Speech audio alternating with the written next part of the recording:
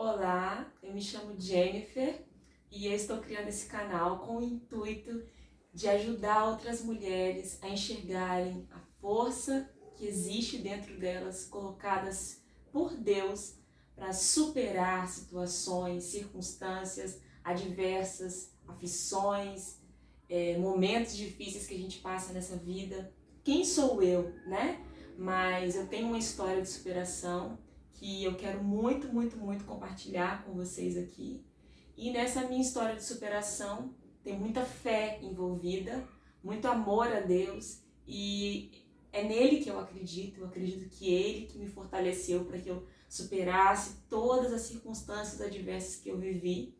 Então eu não quero trazer para vocês aqui um ponto religioso, uma visão teológica, porque eu não tenho teologia. Eu tenho Deus dentro de mim, é Ele que me move, é Ele que me sustenta. E eu não quero também de forma alguma trazer religiosidade ou religião aqui. Eu quero, mais uma vez, repito, falar de um Deus soberano, poderoso e que é um refúgio em momentos difíceis. E eu, na minha maternidade, enfrentei e tenho enfrentado alguns muitos desafios. Essa palavra vem assim à minha mente em letras garrafais, sabe? Porque os desafios começaram há 1 ano e 8 meses atrás e eles persistem, eles ainda permanecem na nossa vida, mas eu acredito que tudo é um processo pelo qual a gente tem que passar. Deus não brinca de fazer nada, né? Ele foi perfeito com a criação do mundo, ele é perfeito na criação de tudo. Quem dirá na condução da nossa vida? A gente só precisa confiar e acreditar que ele está conosco e entregar o controle de tudo para ele. Porque o maior problema, acredito eu, que seja nós queremos ter o controle das coisas.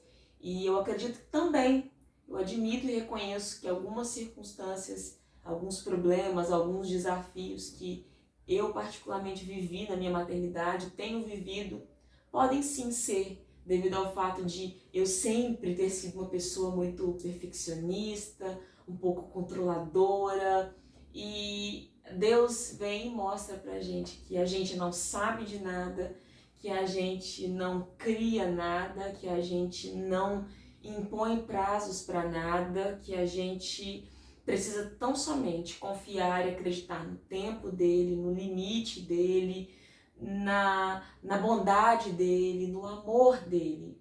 Então a gente precisa enxergar o amor de Deus e a gente precisa enxergar a pessoa de Deus em tudo, em todas as circunstâncias, até na dor, até na tempestade, sabe?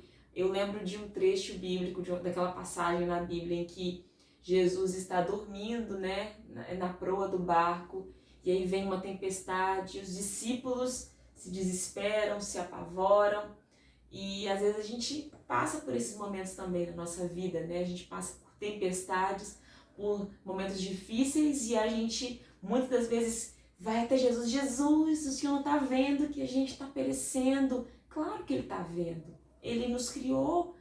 Deus tem o controle sobre todas as coisas, sobre o universo. Ele põe o limite no mar. Ele diz, é como se ele dissesse, tem uma canção que diz ao mar, aqui te detenhas, dá forma aos montes. Ou seja, ele tem o controle de tudo. Ele delimita o firmamento, as estrelas, o sol, a lua, as nuvens, está tudo lá de forma perfeita, como a gente admira e aprecia, porque ele tem o controle sobre isso. Então, um Deus que tem o poder de controlar, de manter um astro no céu, não vai ter o controle sobre a nossa vida. É muita presunção nossa, é muita pretensão nossa, né? É muita falta de fé mesmo, nossa. Falta de fé, essa é a palavra. Achar em alguns momentos que Deus não está nos vendo, que Ele não está olhando para nós, que Ele não está atento. Aí entram aqueles pensamentos de eu não mereço, aquele não merecimento, não merecimento, não merecimento. Não é questão de merecer ou não. Jesus merecia a cruz? Não, quem merecia a cruz éramos eu e você. Nós sim merecíamos a cruz. O pecado, né, entrou através de Eva e Adão no mundo, e isso fez com que o homem estivesse eternamente condenado, né? O homem, o ser humano estivesse eternamente condenado. Mas aí Jesus, a pessoa linda, bendita, preciosa, maravilhosa de Jesus, vem e dá a sua vida para nos resgatar, para pagar essa dívida que existia contra nós em relação a Deus. Ele diz aquela canção da Gabriela Rocha, né? Quebrou o abismo entre nós, me revelou o seu amor e me resgatou, me aproximou. Sim, foi isso que ele fez. Havia uma separação entre nós e Deus. E Jesus veio só para isso, só para nos reaproximar, só para restabelecer essa comunhão, esse laço, esse vínculo. Então, assim, é muita falta de fé nossa acharmos que ele não está atento a nós, às nossas dores, aos nossos questionamentos. Mas os nossos questionamentos precisam ter motivações certas, porque senão ele não vai responder. A palavra diz que às vezes a gente não recebe aquilo que a gente pede, porque a gente pede mal, e a gente questiona mal também. Então, que a gente aprenda a entender, a compreender que Jesus não está indiferente. O escritor aos Hebreus fala, a gente não tem um sumo sacerdote, que no caso é Jesus, né? Que não se compadeça das nossas fraquezas, que não se compadeça das nossas dores. Ou seja, a gente não tem um Jesus que não se atente para a nossa dor. Nós não temos um Jesus que não esteja preocupado conosco.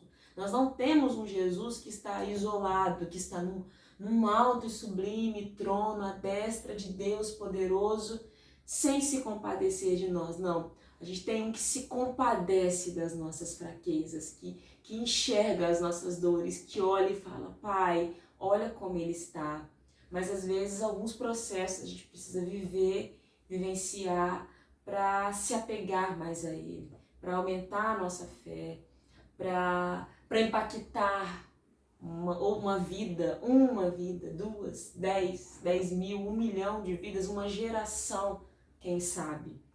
Então, que a gente aprenda a enxergar Deus nos processos, que a gente aprenda a viver e a andar com Ele em todo o tempo, sabe? Não apenas no dia bom, no dia da alegria, no dia da fartura. É muito bom estar com Deus em momentos de fartura, é muito bom o contentamento em meio à fartura, mas e o contentamento em meio à falta? Em meio à abundância é fácil, mas em meio à falta, em meio às lágrimas, em meio à dor. Então, que a gente consiga enxergar que Deus é grande em todo o tempo, que a gente consiga reconhecer que Ele tem o controle em todo o tempo, e não apenas quando está tudo bem na minha vida. Se está tudo bem, Deus está no controle.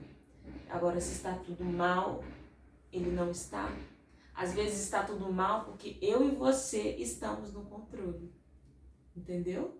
Porque nós somos maus. Nós somos maus. A palavra diz, se nós, sendo maus, sabemos dar coisas boas aos nossos filhos, quem dirá Deus que está nos céus.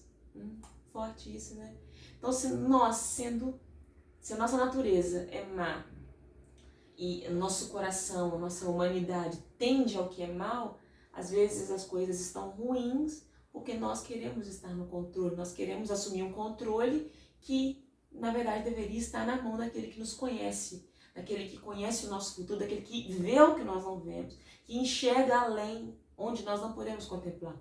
Onde nossos olhos não conseguem ver, a nossa visão, ela é limitada e a gente tende a se prender àquilo que nós estamos vendo, aquilo que é palpável, aquilo que é real.